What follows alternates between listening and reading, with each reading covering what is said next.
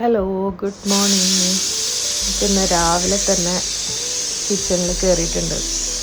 ഒരു 5 മണിയായപ്പോഴത്തേക്കും ഞാൻ എഴുന്നേറ്റ് വന്ന് കുക്കറിൽ കടല വേവിക്കാൻ വെച്ചിട്ടുണ്ടായി. എന്നിട്ട് പോയി എൻ്റെ രാവിലത്തെ കാര്യങ്ങളൊക്കെ കഴിഞ്ഞ് പ്രെയറൊക്കെ കഴിഞ്ഞ് തിരിച്ച് കിച്ചണിൽ വന്നപ്പോഴത്തേക്കും കടല വെന്തിട്ടുണ്ടായിരുന്നു. അത് കഴിഞ്ഞപ്പോഴത്തേക്കും ഞാൻ ഉച്ചക്കത്തേക്കുള്ള പരിപ്പ്, നെയ്ച്ചോറിനുള്ള പരിപ്പ് കറിക്കുള്ളത് വേവിക്കാൻ വെച്ച്. ഇന്ന് മോന് സ്കൂൾ തുറക്കുന്ന ദിവസമാണ്. അപ്പോൾ അവന് ഉച്ചക്കത്തേക്ക് നെയ്ച്ചോറും പരിപ്പ് കറിയും മുട്ട റോസ്റ്റും മതി എന്നാണ് പറഞ്ഞിട്ടുണ്ടായിരുന്നത്. അപ്പോൾ അത് വേഗം വെച്ച്, പിന്നെ കടലക്കറിക്കുള്ള തേങ്ങ വറുക്കാൻ വേണ്ടിയിട്ട് വെച്ച്, വറുത്തരച്ച കടലക്കറിക്ക്. അപ്പോൾ തേങ്ങയൊക്കെ ഞാൻ തലേ ദിവസം റെഡിയാക്കി വെച്ചിട്ടുണ്ടായിരുന്നു.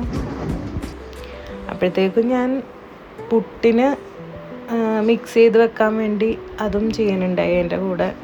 എല്ലാം ഇങ്ങനെ പെട്ടെന്ന് ചെയ്യാനുണ്ടായി. വേഗം കാര്യങ്ങൾ തീർക്കണം. പിന്നെ എൻ്റെ ഫോൺ വെക്കണ സ്റ്റാൻഡ് കംപ്ലൈൻ്റ് ആയിട്ടിരിക്കുന്നത് കാരണം കയ്യിൽ പിടിച്ച് തന്നെ വീഡിയോ ഒക്കെ പിടിക്കുന്നത്. അപ്പം അത് കാരണം കുറച്ച് സ്ലോ ആയിട്ടേ എല്ലാം ചെയ്യാൻ പറ്റുള്ളൂ. അതിൻ്റെ ഒരു പ്രശ്നമുണ്ട്.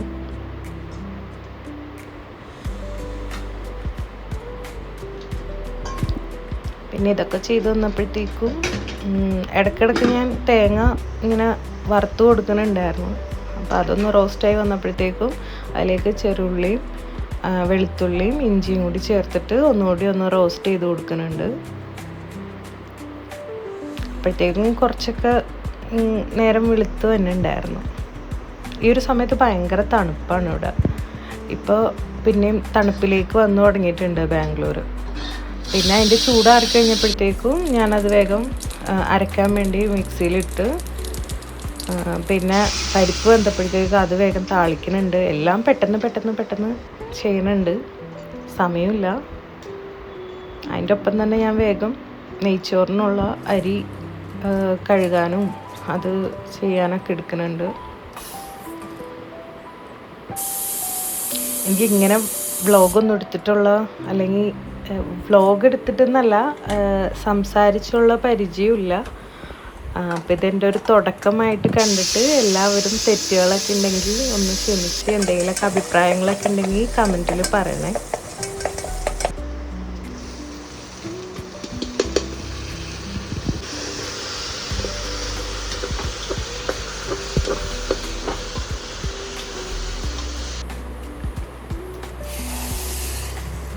അങ്ങനെ നെയ്ച്ചോറിനുള്ളതും സെറ്റാക്കി വെച്ചിട്ട് ഞാൻ അതിൻ്റെ ഒപ്പം തന്നെ ഒരു 2 മുട്ടയും കൂടി പുഴുങ്ങാൻ വെച്ചിട്ടുണ്ട്. അപ്പോഴത്തേക്കും ഞാൻ അത്രയും സമയമായപ്പോഴത്തേക്കും ഒരു കുപ്പി വെള്ളം കുടിച്ച് തീർത്ത്. പിന്നെ കടല വറവിടാനും തേങ്ങ അരച്ചത് ഒഴിക്കാനും ഒക്കെ ചെയ്യുന്നുണ്ട് അതിൻ്റെ ഒപ്പം തന്നെ. അങ്ങനെ അതുമായി.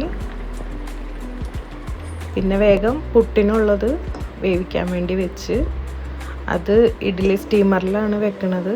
ഇപ്പോഴത്തെ ഗ്യാസിൻ്റെ ലാഭത്തിനും സമയം പെട്ടെന്ന് ആയി കിട്ടാനും ഇത് തന്നെയാണ് ബെസ്റ്റ് ഓപ്ഷൻ.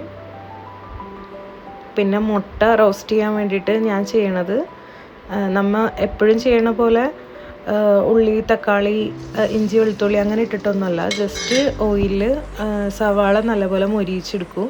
എന്നിട്ട് അതിൽ പൊടികളൊക്കെ ചേർത്തിട്ട് മുട്ട ചേർത്തിളക്കിയിട്ട് കുറച്ച് വെള്ളവും കൂടി ഒഴിച്ച് മിക്സ് ചെയ്ത് നല്ലപോലെ ഇച്ചിരി വറ്റിച്ചെടുക്കുന്നത്. അത് നല്ല അടിപൊളി ടേസ്റ്റാണ് നെയ്ച്ചോറിന്. ഇതിൻ്റെ ഡീറ്റെയിൽ വീഡിയോ വേണമെങ്കിൽ കമൻറ്റ് ചെയ്താൽ അതൊരു വീഡിയോ ഒക്കെ ഇടാം. ഭയങ്കര ടേസ്റ്റ് അത്.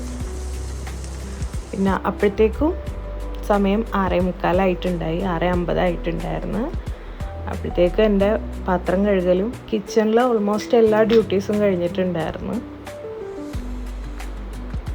പരിപ്പ് കറി റെഡിയായി. പിന്നെ കടലക്കറി, പുട്ട്, നെയ്ച്ചോറ്,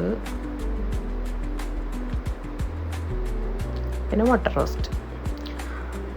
അപ്പോൾ എല്ലാ പണിയും കഴിഞ്ഞിട്ടുണ്ട്. പിന്നെ ഉള്ള വീഡിയോ ഒന്നും എനിക്ക് എടുക്കാൻ പറ്റിയില്ല. പിന്നെ മൊത്തം തിരക്കായിരുന്നു. അവനെ എണീപ്പിക്കലും ഫുഡ് കൊടുക്കലും എല്ലാമായിരുന്നു. അപ്പോൾ അതേ ഞങ്ങൾ സ്കൂളിലേക്ക് പോകാൻ വേണ്ടിയിട്ട് ഇറങ്ങാണ്.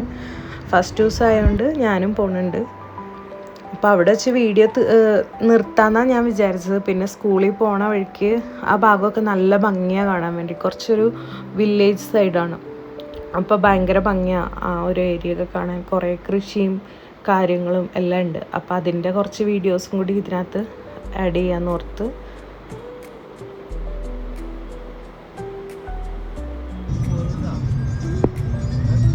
പിന്നെ സ്കൂളിലെത്തിയിട്ടുള്ള വീഡിയോസൊന്നും എൻ്റെ കയ്യിലില്ല. കാരണം അവിടെ വീഡിയോ അലൗഡ് ആണോ, പിന്നെ പ്രൈവസിയും കാര്യങ്ങളൊക്കെ ഓർത്തിട്ട് ഞാൻ വീഡിയോ ഒന്നും എടുത്തിട്ടില്ല.